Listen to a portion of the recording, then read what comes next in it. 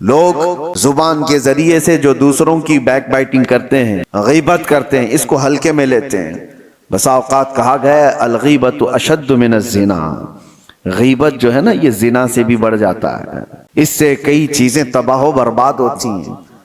اور حضور پاک صلی اللہ علیہ وسلم کی حدیث ہے النمام لا يدخل الجنہ، نمام کہتے ہیں چغل خور کو، کہا کہ اس کی بات اس تک جا کر پہنچانے والا، اس کی بات اس تک لا کر کے پہنچانے والا، حضور فرماتے ہیں وہ جنت کی خوشبو بھی نہیں سونگھ سکتا، وہ جنت میں نہیں جائے گا۔ اور ایسے کتنے لوگوں کی عادتیں ہیں، مخبر لوگ کیا کرتے ہیں، یہ ٹپر لوگ کیا کرتے ہیں، سب یہاں کی خبریں ادھر دینے کا، ادھر کی خبریں ادھر لانا ہے، 100-500 کے لیے وہ اپنا ایمان بیچتے ہیں، اور وہ جنت کی خوشبو سے بھی محروم ہو جاتے ہیں۔ اور خاص طور پر کچھ لوگ اس کو اپنا آج کا ایک سٹیٹس بنا چکے ہیں کہ ہمارا مقام پولیس کے سامنے بڑا ہوگا، ہمارا مقام ڈپارٹمنٹ کے سامنے بڑا ہوگا، کیونکہ ہم قوم کی کچھ باتیں لے جا کر رکھیں گے، جاسوسی کریں گے، اس کی خبر لے جا کر کے پہنچائیں گے۔ چغل خوری کو اللہ کے رسول صلی اللہ علیہ وسلم نے کتنی سختی سے منع فرمایا کہ وہ جنت کی خوشبو نہیں سونگھ سکتا۔ یہ سارے وہ کام ہیں جو زبان کرواتی ہے، زبان کی ہلاکتیں بہت زیادہ ہیں۔ اسی لیے میرے عزیزو جتنا اس کو خاموش کرا سکتے ہو خاموش کراؤ۔ اس کا دوسرا علاج میں آپ کو بتا کر جاتا ہوں۔ امام غزالی رحمت اللہ تعالی علیہ نے فرمایا بسا اوقات کسی انسان کی زبان شیطان کا پیشاب خانہ بھی بن جاتی ہے، شیطان کی پیشاب خانہ بن جاتی ہے۔ شیطان جس پر پیشاب کرے وہ کتنی گندی جگہ ہوگی، وہ زبان بن سکتی ہے کسی کی، زبان اتنی بھی غلیظ ہو سکتی ہے۔ اس کو اگر روکا نہیں گیا، اس کو اگر کنٹرول میں نہیں رکھا گیا تو یہ شیطان کی پیشاب گاہ بنے گی، پیشاب خانہ بنے گی۔ اب اس کے علاج کے سلسلے میں آپ کو بتاؤں، سارے بزرگوں نے، اولیاء کاملین نے اس کو دھویا، اس کو پاک کیا۔ تو کیا کیا؟ جب اس زبان کو درود پاک کی عادت ڈال دی جائے، میرے نبی پاک صلی اللہ تعالی علیہ وسلم کی غیرت ہے کہ پھر اس زبان کی حفاظت پر اللہ فرشتوں کو لگاتا ہے۔ اب اس زبان کو بچاؤ، یہ کثرت سے نبی پاک صلی اللہ علیہ وسلم پر درود بھیجتی ہے، اللہ کا ذکر کرنے والی زبان۔ میرے عزیزو اللہ تبارک و تعالیٰ اس زبان کی حفاظت کرے گا۔ ابھی دیکھیں یہ رب تعالیٰ کا احسان ہی تو ہے، کھانے پینے سے اللہ نے ہماری زبان کو بچا کر رکھا، یہ حفاظت تو ہو رہی ہے۔ حرام تو حرام، ہم حلال بھی نہیں کھا رہے ہیں، دن بھر حلال چیزیں بھی نہیں کھا رہے ہیں، اللہ نے اس کو روک کر رکھا ہے۔ یہ اس کا احسان ہے، اس کا کرم ہے جو ہمیں پرہیزگار بنانا چاہتا ہے، ہمیں تقوی دینا چاہتا ہے، تو بچا کر رکھا۔ باقی آپ بولنے سے، گندگیوں سے، غیبت سے، چغلی سے، گالی سے، حرام کاریوں سے، کفر سے، شرک سے، فسق سے، یہ جو جملے نکلنے والے ہیں اس سے روکنا اب تمہاری ذمہ داری ہے، اللہ نے تمہارے ہاتھ میں دیا۔ اگر ہمارا روزہ صبح سے لے کر شام تک قرآن کی اکثر تلاوت میں نکلتا، یا پھر آپ کے درود مبارکہ میں گزرتا، تو میرے عزیزو یہ زبان پھر وہ بے حیائیاں نہیں کرتی، بے حیائیاں نہیں کرتی۔ بس یہ اللہ کی توفیق کی بات ہے، اللہ کی توفیق کی بات ہے۔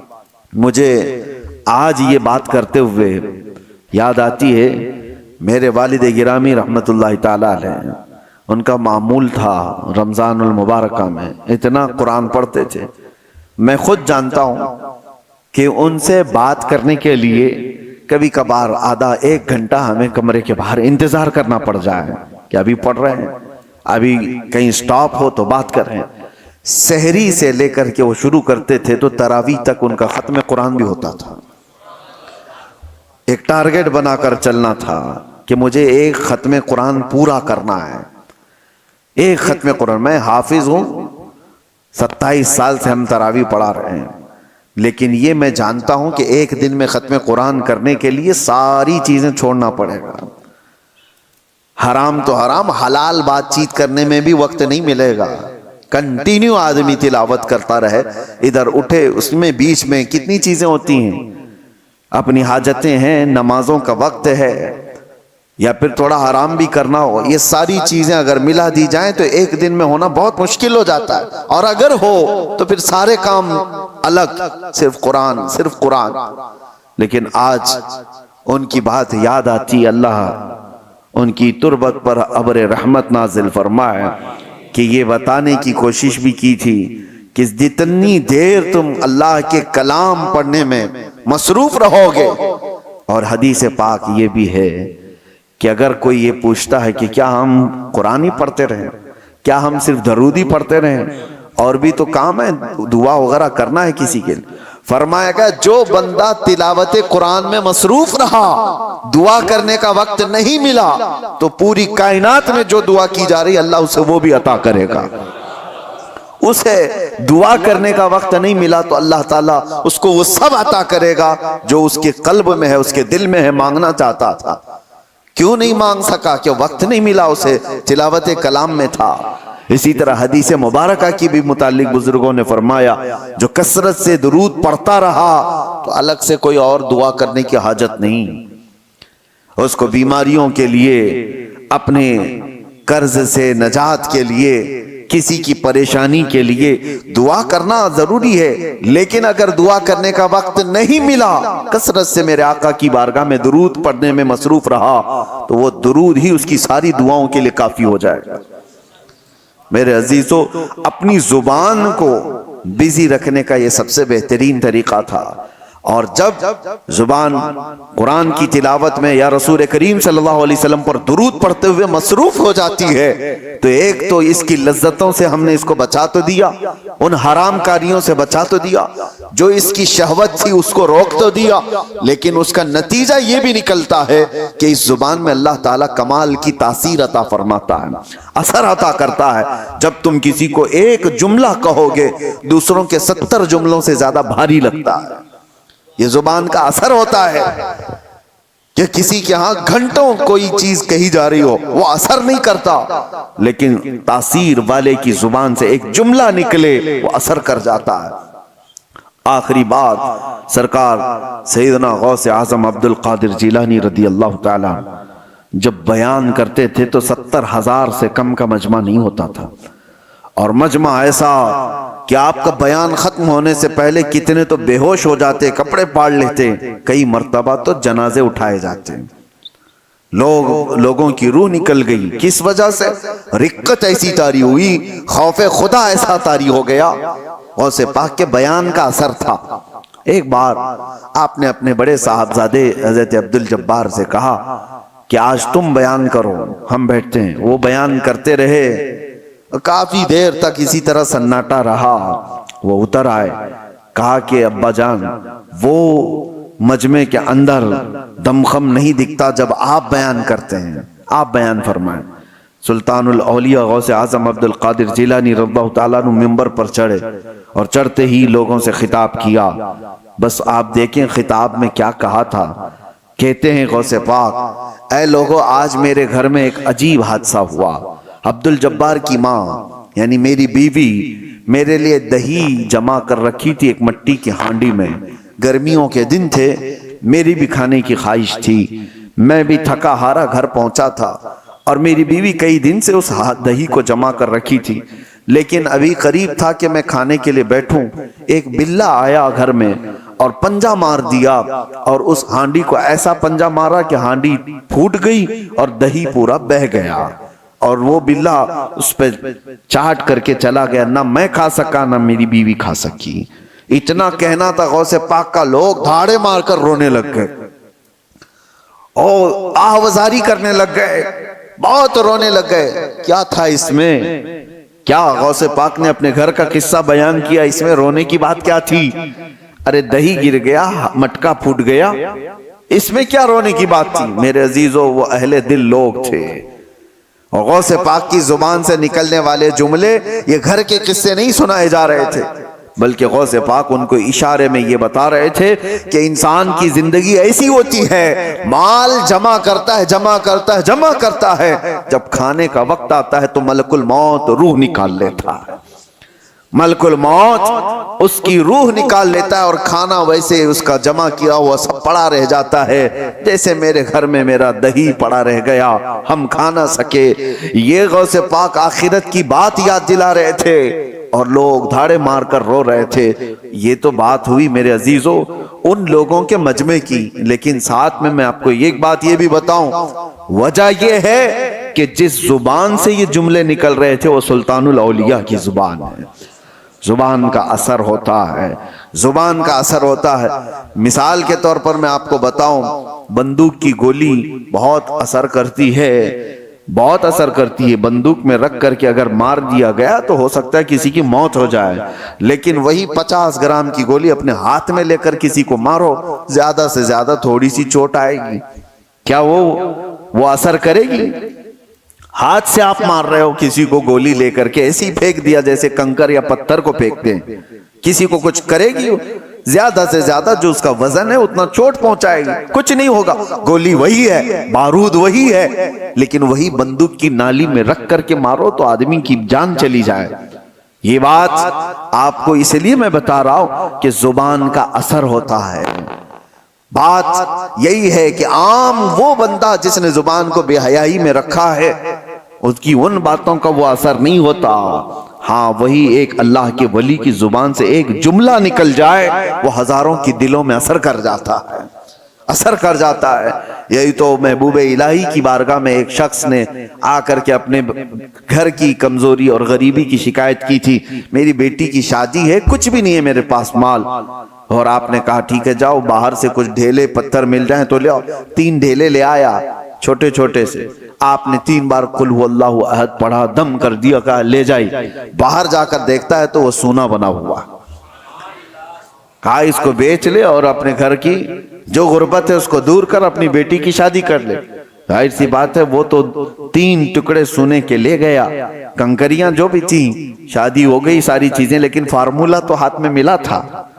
मट्टी को ढेले को सोना कैसे बनाया जाता है उसने तो सामने खड़े खड़े देखा था, और उसके बाद घर में बहुत बड़े बड़े ढेले जमा कर लिया, बड़े बड़े पत्थर ला करके बैठा, और उसके बाद वही कुल हुवल्लाहु अहद पढ़ना शुरू किया। 3 बार पढ़ा, फूंक मारा, 3 बार पढ़ा, फूंक मारा, वो ढेला ढेला ही, वो पत्थर वैसा ही। उसने सोचा फिर क्या पढ़ा था उन्होंने, 1000 बार पढ़ लिया, वो कुछ नहीं बदला।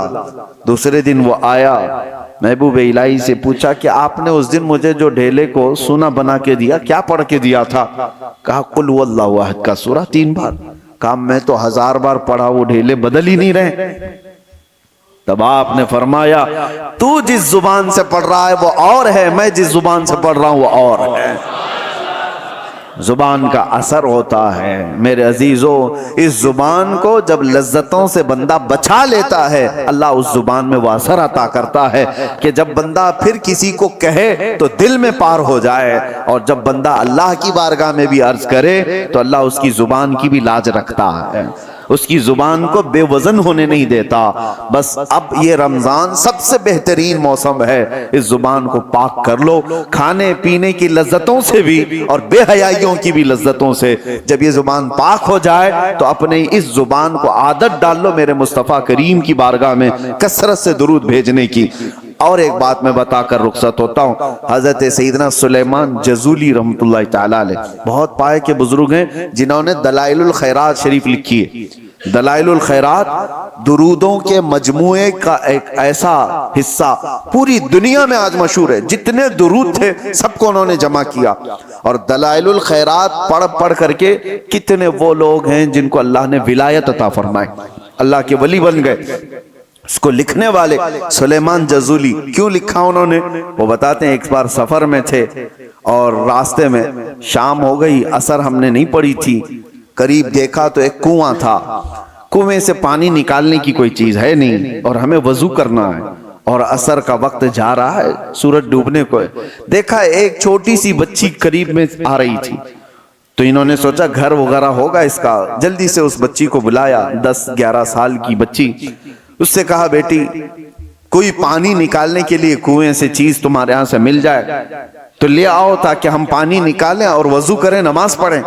उस बच्ची ने कहा अच्छा इतना ही करना है आपको? तो करीब आई کچھ پڑھا اور کنویں میں تھوک دیتی. جیسے ہی اس کا کنویں میں تھوکنا تھا کہ پانی جوش مارتا ہوا اوپر آ گیا.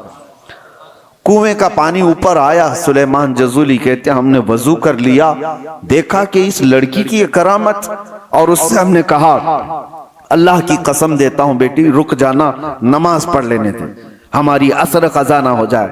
عصر کی نماز پڑھنے کے بعد اس بچی سے آپ پوچھتے ہیں بتا تو صحیح کیا پڑھ کر کے تو نے اس کنویں کو اس طرح کا حکم دیا؟ اس لڑکی نے کہا کچھ بھی نہیں, ایک بار درود پڑھا تھا, ایک بار درود پڑھا تھا. کہا ایک بار درود پڑھا اور کنویں کا پانی جوش مار کر باہر آیا. اس بچی نے کہا بات در حقیقت یہ ہے کہ میرے والد نے ہمیں تربیت ایسی کی, کبھی ہم نے اپنی زبان پر حرام غذا کو لگنے نہیں دیا اور کبھی حرام جملہ زبان سے نکالا نہیں. پھر درود پاک پڑھا تو اللہ نے اس میں یہ اثر عطا فرمایا. اس کے بعد آپ نے پورے درودوں کا مجموعہ لکھا تھا. اسی لیے میرے عزیزو زبان کو بچاؤ, اس کی ہلاکتیں بہت بڑی ہیں. جب یہ ہلاک کرتی ہے آدمی کو تو کافر بنا کر چھوڑتی ہے. یہی زبان کے جملے ہیں جو انسان کو اسلام سے خارج کر دیتے ہیں, ایمان سے. یہ گانے گاتے تھے نوجوان, ان کو لگتا ہے انٹرٹینمنٹ ہے, اس میں کتنے ایسے اشعار ہیں پڑھتے ہی آدمی کافر ہو جاتا ہے. خدا کے خلاف گانوں کے ذریعے سے تمہاری زبان پر لگا دیے گئے کہ بندہ وہ گنگنا رہا ہے اور کافر ہو گیا. کون کافر بنایا؟ تمہاری زبان. قیامت کے دن یہ جہنم میں لے کر کے اگر گئی تو پھر آپ پچھتانے کے علاوہ کچھ نہیں ہوگا. اللہ تبارک و تعالی زبان کی ہلاکتوں سے ہماری حفاظت فرمائے. رب تبارک و تعالی زبان کی لذتوں سے ہماری حفاظت فرمائے, اس کی شہوتوں سے اللہ ہماری حفاظت فرمائے. رب کریم ہمیں تقوی اور پرہیزگاری عطا فرما.